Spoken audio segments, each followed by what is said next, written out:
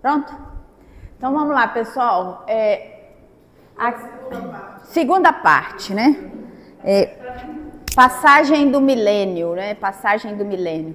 Aqui, o próprio autor vai falar pra gente o que a gente também já está cansado de saber, mas que a gente precisa ouvir sempre, né? Que de tempos em tempos nós precisamos passar por uma depuração. É mais ou menos como lavar o filtro, né? Lavar a caixa d'água, não é assim? A gente não lava a caixa d'água da casa da gente de tempos em tempos a gente precisa depurar o planeta. Então, ele vai lembrar a gente o seguinte, né? Então, a humanidade, ela atinge esse momento de depuração, e esse momento de depuração, ele é precedido por um expurgo planetário, por expurgo mesmo, uma saída planetária de espíritos. Então, quando a gente pensa aí nessa transformação, nós temos que pensar nisso como algo que acontece, né? Para quê? Porque se eu tenho espíritos prejudicando a evolução do planeta, é preciso que esses espíritos deem lugar para aqueles que querem fazer com que o planeta evolua. Se eu estou na casa espírita e eu quero desenvolver trabalhos no bem, e tem espíritos, tem pessoas prejudicando o trabalho do bem, é preciso que essas pessoas sejam convidadas a fazer outras coisas para que o trabalho do bem possa acontecer. Não é assim que a gente funciona? Tem que ser, a gente tem que eliminar. Então esses espíritos, na verdade, eles são retirados e pela misericórdia de Deus, que não abandona nenhum dos seus filhos, esses espíritos são levados, convidados a irem a outros planetas. É um convite entre aspas, né? Porque se a gente for pensar que a evolução é um processo que não para, não é, o convite você tem direito a não aceitar. Aqui não tem direito de não aceitar, não, você vai. E aí, o autor vai lembrar que a gente está vivendo novamente esse período, que nos planos espirituais superiores já se instaurou um tribunal divino, tá? E que esse tribunal tem essa incumbência de separar os bons dos maus, os compatíveis com os incompatíveis, com as novas condições de vida que vão reinar na Terra. Eu posso continuar, eu tenho livre-arbítrio para continuar fazendo o que eu quero, mas eu não posso fazer com que uma determinação de Deus pare em razão da minha vontade. Emmanuel fala isso lá no livro Consolador. O meu livre-arbítrio, ele para no determinismo de Deus. Qual que é a determinação de Deus para nós? Evoluir. Então, na hora que a minha vontade, o meu querer começa a emperrar a evolução e atrapalhar a vontade de Deus, o que Deus faz? Deus me acolhe, me entrega para um Cristo planetário, como foram entregues os capelinos para os braços de Jesus, e eles foram acolhidos por Jesus, mas eles agora vão para um lugar em que eles vão ter uma vida mais dura, uma vida mais severa, né? Então, no Evangelho, como já dissemos, está claramente demonstrada pelo próprio Mestre a natureza do veredito, da sentença. Passarão para a direita os espíritos julgados merecedores de acesso, aqueles que, pelo seu próprio esforço, conseguiram a necessária transformação moral. Já então incapazes de ações criminosas conscientes, os que tiverem dominado os instintos da violência pela paz, do egoísmo pelo desprendimento, da ambição pela renúncia, da sensualidade pela pureza. Então é esse o convite de Deus para nós, é vencermos as nossas dificuldades, trocar o nosso instinto de violência pela paz. Ai, mas eu não aguento ver aquela pessoa ali que eu tenho vontade de voar no pescoço dela. Abraça uma árvore, desvia, começa a transformar. É isso que que a gente acha que é brincadeira, mas é isso que a espiritualidade está esperando de nós. É isso que o Cristo planetário está esperando de nós. Porque quando a gente começa a exercitar, e quando Emmanuel chega para Chico e fala disciplina, disciplina, disciplina, a gente às vezes brinca com isso, mas isso é para pensar. Quando eu estou com muita raiva de alguém, eu quero brigar com aquela pessoa, se eu me seguro por disciplina hoje, me seguro amanhã por disciplina, depois de amanhã por disciplina, daqui a 10 anos eu estou me segurando para não brigar, vai chegar um momento em que eu não vou brigar, não é mais porque eu preciso me segurar, é porque instintivamente o meu espírito de briga já foi acalmado. Então, quando a gente pensa, por exemplo, olha, que está lá no Evangelho, Deus vai colocar do lado dele aqueles que estão realmente dispostos ao bem. Isso não significa, aí a gente precisa ter olhos de ver, né? E ouvidos de ouvir. Isso não significa que vai abandonar os outros, não, de jeito nenhum. Mas os outros também precisam ter a oportunidade para aprender. E muitas vezes essa oportunidade pode ser trazida com algum sofrimento, né? Olha lá, em tempos idos e de erupção espontânea de Júpiter ou da ruptura de um de seus setores, nasceu um cometa que pela aproximação da Terra causou profundos e impressionantes cataclismos.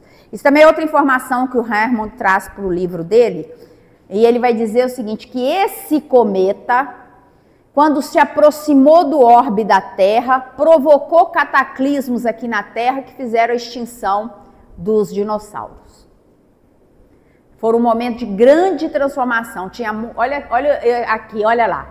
Novas terras surgiram, mares e oceanos modificaram sua posição, dilúvios, terremotos, maremotos, descargas elétricas de tremendo poder destruidor, envenenamento da atmosfera, meteoritos, tudo desabou sobre o nosso torturado planeta, aterrorizando seus bárbaros e ignorantes habitantes.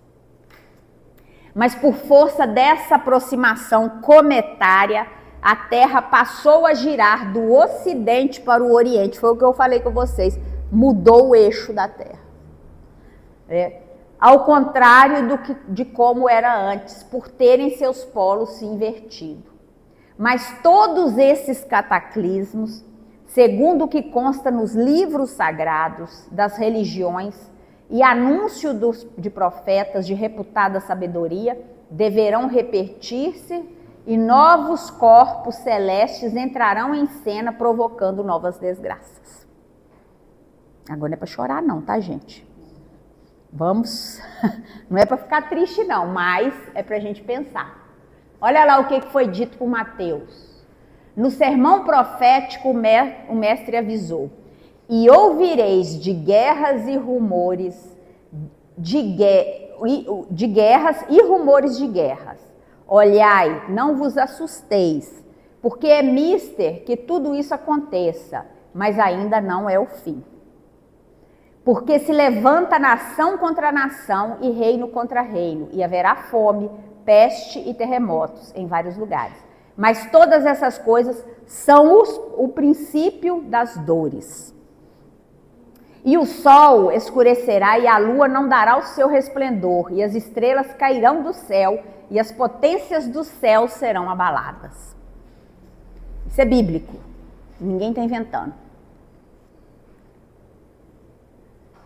Aspectos científicos. Carlos Munhoz Ferrada, renomado astrônomo chileno, que predisse a vinda do planeta cometa, por ele chamado de Hercólobos.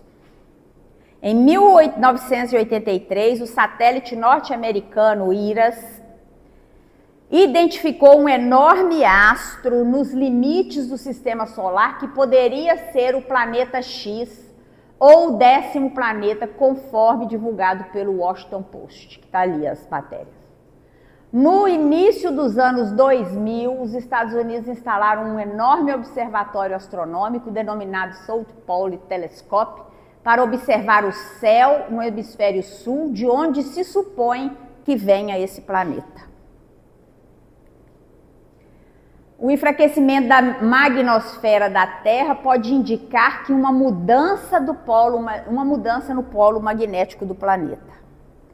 Está ocorrendo um aumento exponencial da ocorrência de terremotos, tsunamis, erupções de vulcões, grandes tempestades, secas e quedas de meteoritos não relacionadas à ação humana. Porque tem muita coisa que é relacionada à ação humana, mas também tem aquilo que não é relacionado à ação humana. Cientistas estão apresentando estudos que demonstram aquecimento global também em Marte, Júpiter, Urano e outras luas do nosso sistema solar. A Lua tem apresentado trajetórias inconsistentes com seu histórico, diz o estudo aí do Cornell University. E aqui, sobre a transição planetária, tem uma entrevista do Chico Xavier de 2011, para a gente poder colocar na nossa pauta aqui. E aí vocês vão me permitir ler, porque o Chico não dá para poder... Não durmam, por favor. Vamos escutar o que o Chico vai falar aqui para nós. Essa entrevista foi na Folha Espírita de maio de 2011. Olha o que ele disse. Segundo a imposição do Cristo, as nações mais desenvolvidas e responsáveis da Terra deveriam aprender a se suportarem umas às outras, respeitando as diferenças entre si, abstendo-se de se lançarem a uma guerra de extermínio nuclear. A face da Terra deveria evitar a todo custo a chamada Terceira Guerra Mundial. Segundo a deliberação do Cristo, se e somente se as nações terrenas, durante esse período de 50 anos, aprendessem a arte do bem convívio e da fraternidade, evitando uma guerra de destruição nuclear, o mundo terrestre estaria, enfim, admitido na comunidade planetária do Sistema Solar como um mundo de regeneração. Nós alcançaremos a solução para todos os problemas de ordem social, como a solução para a pobreza e a fome que estarão extintas.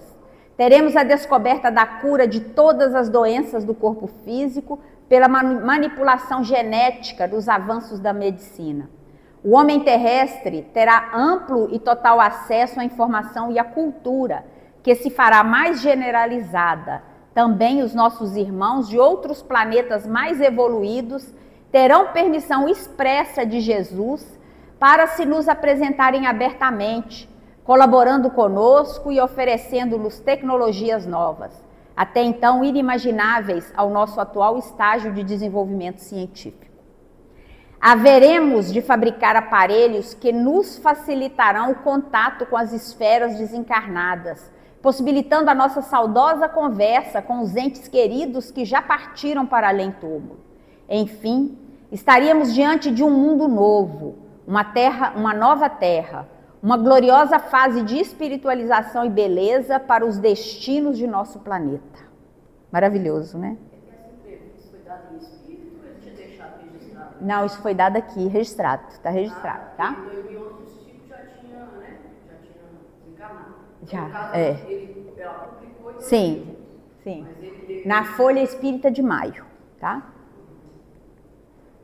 Olha lá, o homem começaria a Terceira Guerra, mas quem iria terminá-la seriam as forças telúricas da natureza da própria Terra, cansada dos desmandos humanos. E seríamos defrontados então com terremotos gigantescos, maremotos e ondas, tsunamis consequentes. Veríamos a explosão de vulcões há muito tempo extintos.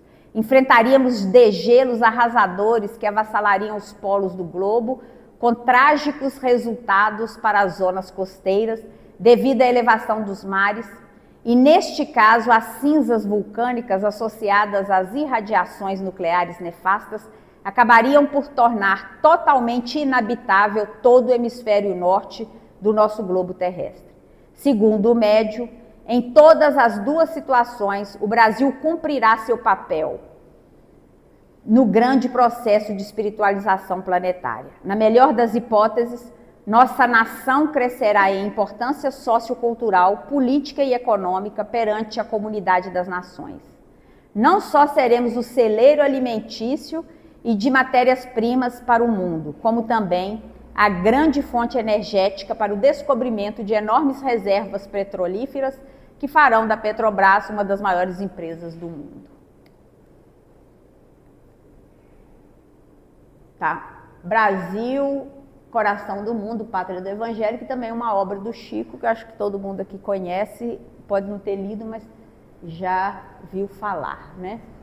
As nossas referências são essas, tá? Essa entrevista com Lemos Neto, depois se quiser pesquisar na internet, ela é legal de ler na íntegra, tá? Bom, pessoal, esse é o primeiro ponto. Agora eu queria mais uma pontinha de paciência de vocês, só para a gente voltar um pouquinho lá nas raças adâmicas, que eu separei aqui. Na verdade, para poder estudar os exilados de Capela, eu preparei mais de 18 apresentações. Nós vimos uma só. Mas assim, tem só uma que eu queria, que eu acho que vale a pena a gente voltar um pouquinho, que é na apresentação das raças, porque é o que gera também uma...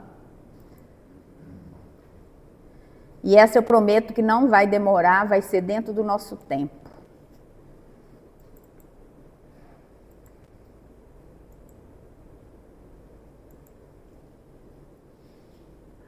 Que aí é um pouquinho de Emmanuel, né? Aqui já é Emmanuel puramente, tá? Bom, Emmanuel no livro A Caminho da Luz, ele faz esse percurso. Formação da Terra, mais ou menos há 4,5 bilhões de anos. Evolução dos seres vivos há mais ou menos 3 bilhões e meio de anos. Os exilados de Capela chegaram para nós há mais ou menos 10 mil anos atrás.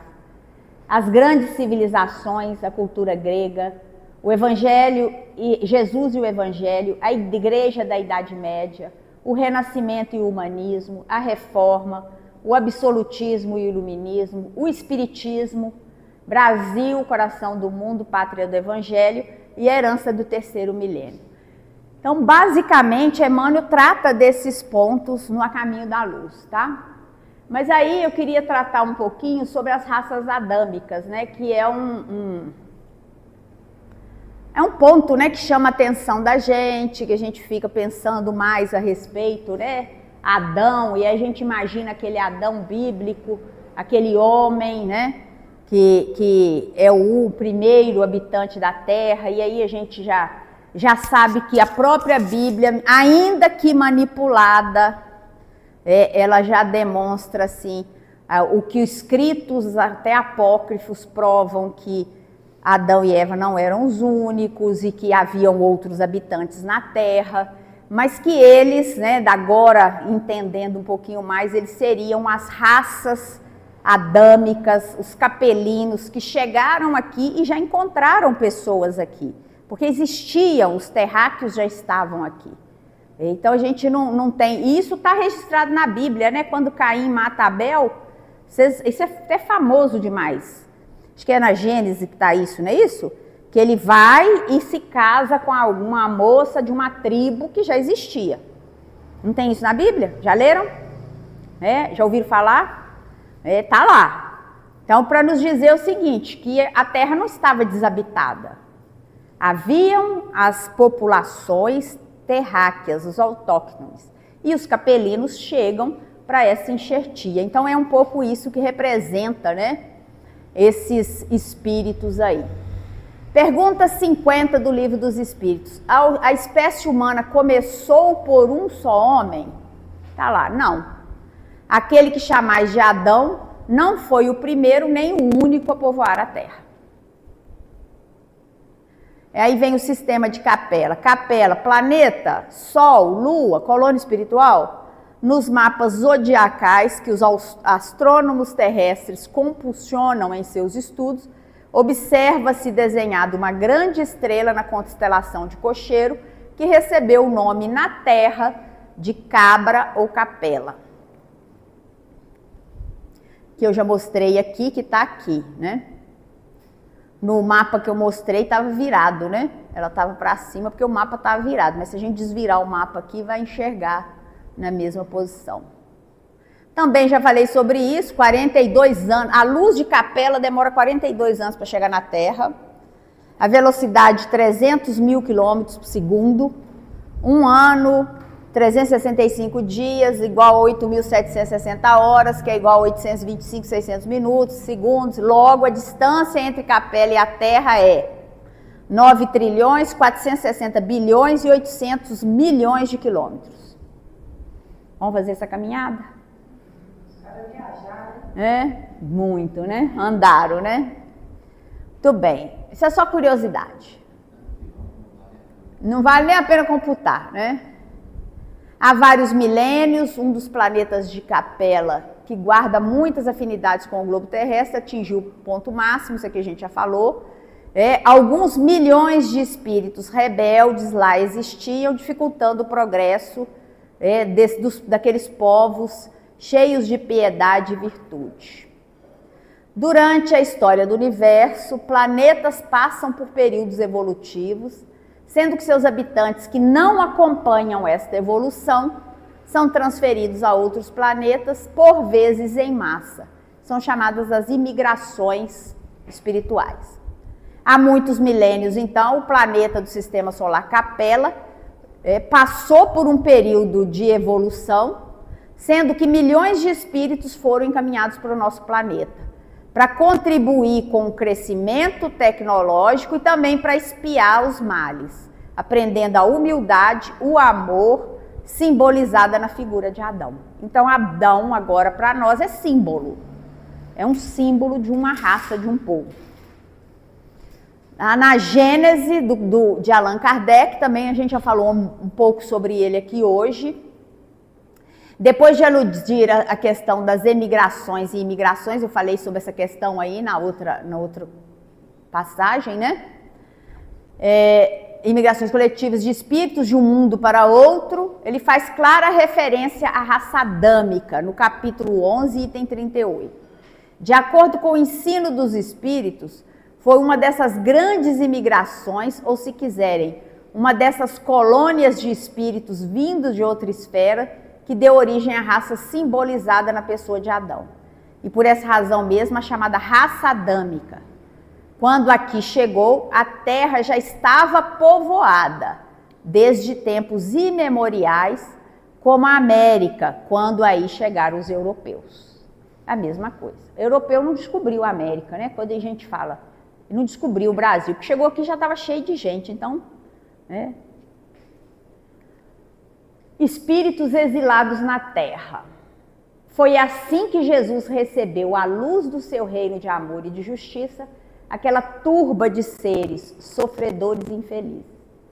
Com a sua palavra sábia e compassiva, exortou essas almas desventuradas à edificação da consciência pelo cumprimento dos deveres de solidariedade e de amor, no esforço regenerador de si mesmos. Isso quem está contando é o Emmanuel, lá no A Caminho da Luz. Ele fala que Jesus teve ele usa a palavra colóquio, né? Uma reunião com essas pessoas, com esses espíritos, para chamar a atenção deles, para dizer que eles não estariam sozinhos, para dizer que ele estaria com eles aqui no planeta, mas que era preciso que eles também desejassem, né, vencer aí as dificuldades. Abençoou-lhe as lágrimas santificadoras, fazendo-lhes sentir os sagrados triunfos do futuro e prometendo-lhes a sua colaboração cotidiana e a sua vinda no porvir. Aqueles seres angustiados e aflitos que deixavam para trás de si todo um mundo de afeto, não obstante aos seus corações empedernidos na prática do mal, seriam degredados na face obscura do planeta terrestre. Andariam desprezados na noite dos milênios da saudade e da amargura. Reencarnariam no seio de raças ignorantes e primitivas, a lembrarem o paraíso perdido nos firmamentos distantes. Por muitos séculos não veriam a luz da capela, mas trabalhariam na terra acariciados por Jesus e confortados na sua imensa misericórdia.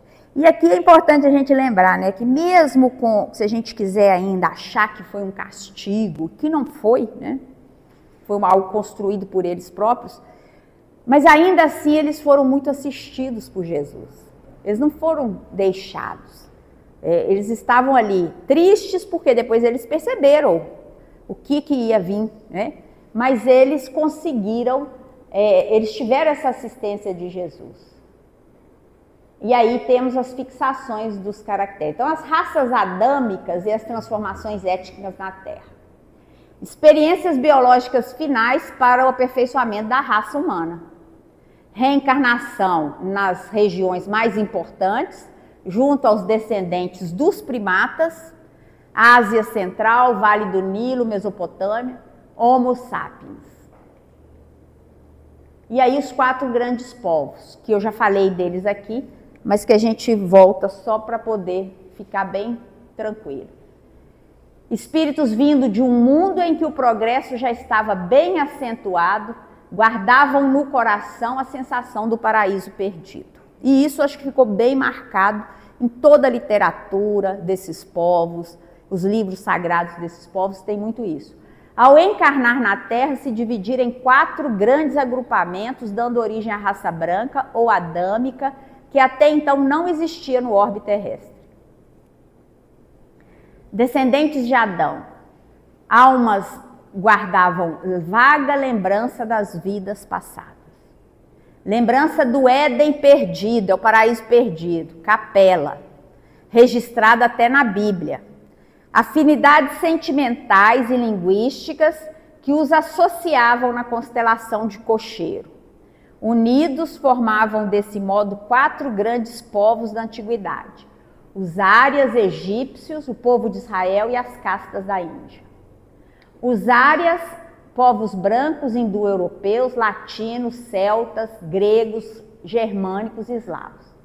Raças precursoras das civilizações amarelas e negras que já existiam. Os 4 grandes povos, os egípcios, a gente também já viu,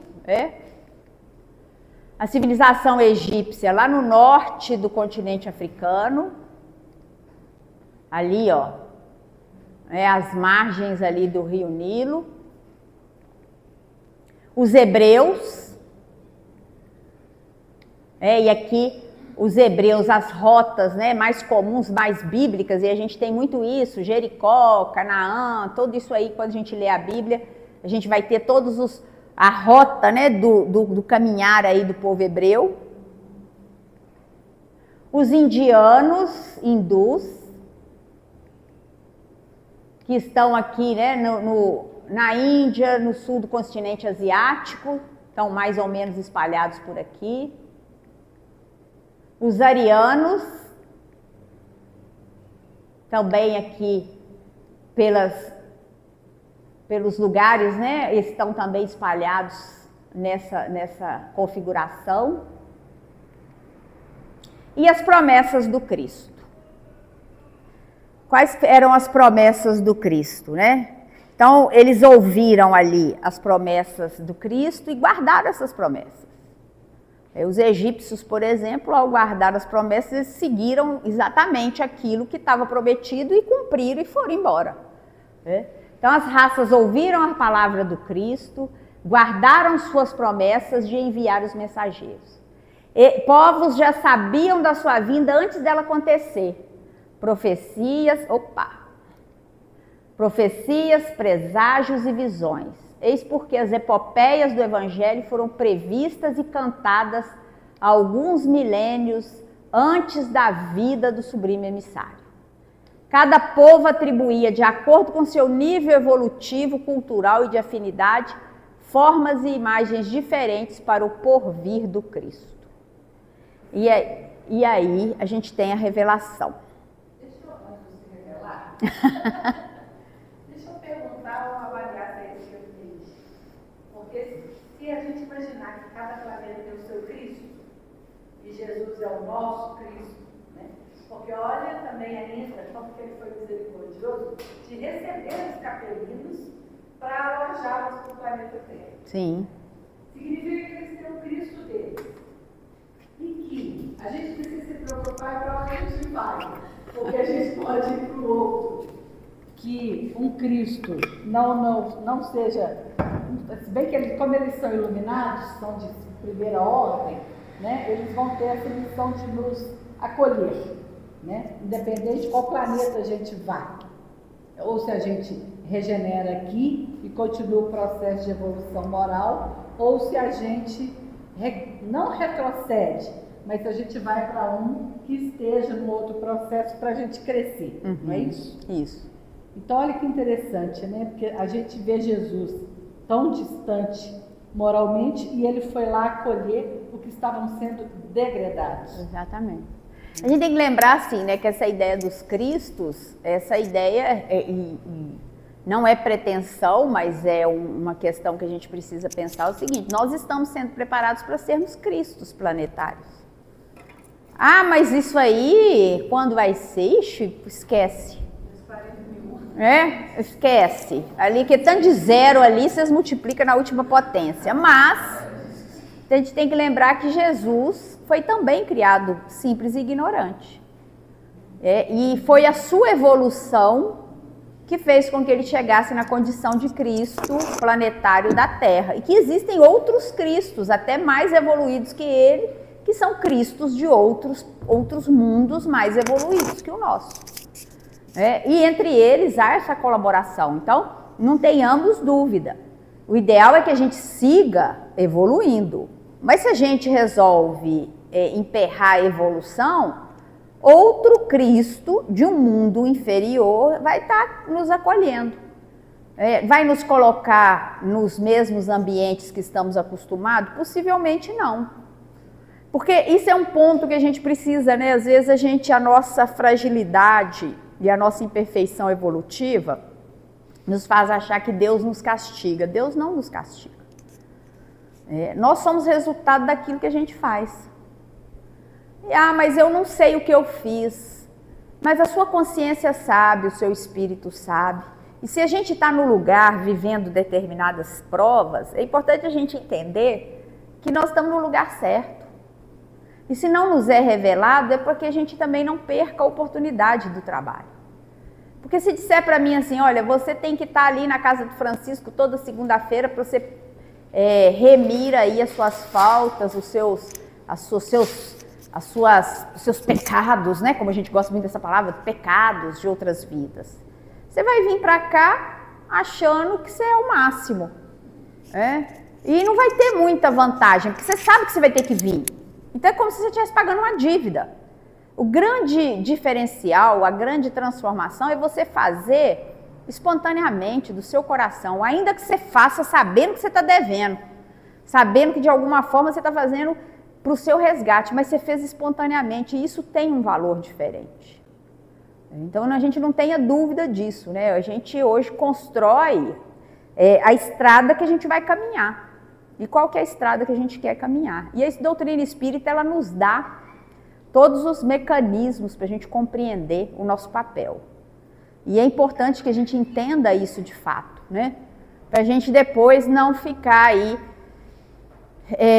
desacreditado, né? Fala, Cândida. Pode fazer até duas. Se eu não souber, eu saio correndo. Da evolução de Jesus e da evolução da história. Será que um dia, por exemplo, conta a história que Cabral descobriu o Brasil? Será que um dia isso vai mudar? Vai mudar essa história? Porque outro dia meu neto comemorando, né, descobrindo o Brasil, tudo. Aí minha filha começou a falar para ele que, né, na história que conta na escola, não tinha, descobriu. E não fala que ele já havia, né, habitantes nem nada. Aí a minha menina começou a falar com ele, aí me deu um nó na cabeça, eu falei, você está confundindo a cabeça, menina.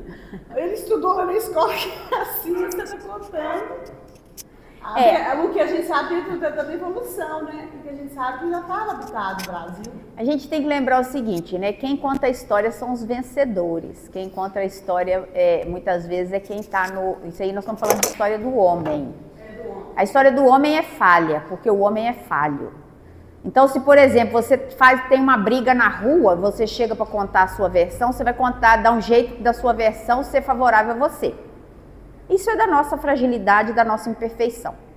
A história de Deus, não. A história de Deus, ela é perfeita. E ela vai sendo revelada a nós de acordo com a nossa capacidade. Se a gente verificar, gente, tudo isso que a gente leu e estudou aqui hoje, já estava lá no Antigo Testamento, nas escrituras anteriores ao Antigo Testamento. É interessante a gente ler os Exilados de Capela, porque ele traz referências de escritos muito anteriores a Moisés. Muito anteriores a Moisés. Que vão mostrar ali todos aqueles eventos, todas as profecias, todas as coisas que realmente o planeta passa e vai passar e já passou em algum momento. Para nos dizer o seguinte, que a história de Deus ela é uma só. Mas nós, enquanto homens imperfeitos, nós fazemos e maquiamos essa história e muitas vezes revertemos essa história em nosso favor. Que é o que a gente leu lá, né? Enquanto o mundo tiver corrupção, enquanto no mundo tiver maldade, os cataclismas vão acontecer. Porque é preciso fazer o expurgo do planeta, é preciso fazer a limpeza do planeta. Então, o que atrai para nós tanta mazela, tanto sofrimento? É exatamente a mente coletiva que ainda impera na maldade. Quando a gente pensa que o que vale no planeta ainda é o que as pessoas têm de bem material, é o que enche os olhos, significa que nós ainda estamos muito aquém. Nós ainda temos muito para caminhar. Mas a história de Deus, por outro lado, ela é única. É única. Você pega a história de Deus, o que ele quer para o planeta? Evolução. O que é evolução? Evolução moral. Em que sentido? No amor, na fraternidade. Isso não muda. Essa essência não muda. E quando a gente compreender isso, é o que Emmanuel fala e o que vai acontecer quando a gente compreender isso? Nós vamos viver num planeta regenerado. Na entrevista lá do Chico, o que ele fala? Quando a gente tiver nessa condição, não vai existir doença, não vai existir sofrimento, não vai existir nada. Porque nós iremos nos autocurar. Porque é algo que a gente precisa entender. Tudo que está aqui, as respostas também estão. Mas a gente às vezes não está aberto para poder entender. Na maioria das vezes nós nos colocamos armados diante das coisas. A gente quer prova científica de coisas que nós não temos provas científicas, mas nós temos provas espirituais.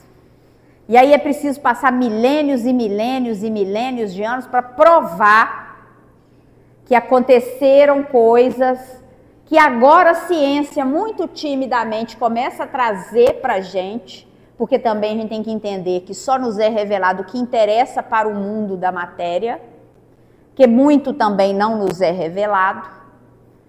Então só algumas coisas que vão sendo trazidas muito timidamente para nós.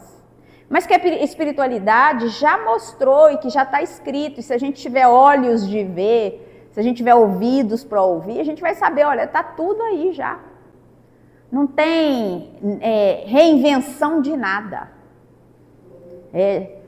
Mas vamos lá, a bateria está acabando, mas a nossa ainda não acabou não. Vamos ligar ali no... aqui. Tá, vamos lá. Pronto, então vamos lá que nós estamos terminando aqui também. Num livro chamado Legião, de Robson Pinheiro, pelo espírito de Ângelo Inácio, são citados os continentes perdidos, Lemúria e Atlântida. Eu falei muito deles aqui hoje. Emmanuel fala deles, e o Edgar Harmond também fala deles, e muitos outros escritores. Então ele vai dizer o seguinte, que a Atlântida e a Lemúria, continentes cuja história ainda não é oficialmente reconhecida pelos intelectuais da Terra, mas estudada através dos registros mantidos no mundo espiritual, constitui o berço dos magos. Esse território perdido recebeu exilados de outros orbes, espíritos detentores de grande bagagem científica e notável domínio mental sobre as forças da natureza, os quais em seu apogeu portavam-se de acordo com determinado sistema ético e moral. Ambos os fatores lhe asseguravam a possibilidade de fazer incursões no mundo oculto com invejável liberdade, manejando com destreza inúmeras leis da natureza e fenômenos condicionados a elas. E aí no mapa, né, a Lemúria estaria aqui, e Atlântida, mais ou menos aqui, tá? Em razão de seus elevados patrimônios morais, guardavam no íntimo uma lembrança mais viva das experiências de sua pátria distante. Uma saudade torturante do seu mundo distante, onde deixaram os seus mais caros afetos, foi a base de todas as suas organizações religiosas. E aí, pessoal, 11 horas em ponto, nós estamos encerrando a nossa participação aqui. Muita coisa ainda a gente pode estudar, mas eu acho que o mais importante é o convite mesmo à leitura.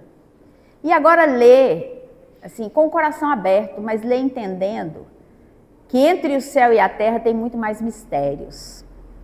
Mas são mistérios que aos poucos a doutrina espírita vai nos permitindo que sejam revelados. São mistérios que com nossa humildade, com nossa compreensão, com a nossa dedicação, a gente vai conseguindo perceber com mais nitidez. E de verdade, eu não sei se para vocês fez sentido, mas para mim faz muito sentido. Quando eu estudo, através desse olhar, como que nós chegamos nesse ponto que chegamos hoje. Faz muito mais sentido do que se a gente ficasse apenas com histórias que vão nos trazer apenas medo, temor. A doutrina espírita ela vem para tirar esses rótulos de medo e de temor das histórias que nos eram contadas para nos amedrontar, para nos dominar. E quando a gente levanta esse véu aí, a gente vê que a responsabilidade é nossa, né? A responsabilidade é nossa. Nós não vamos mudar o mundo do dia para a noite. Mas se a gente consegue mudar o nosso lugar de participação, se a gente consegue fazer o que a gente pode fazer com carinho e com dedicação, com toda certeza a gente vai caminhar para um mundo melhor.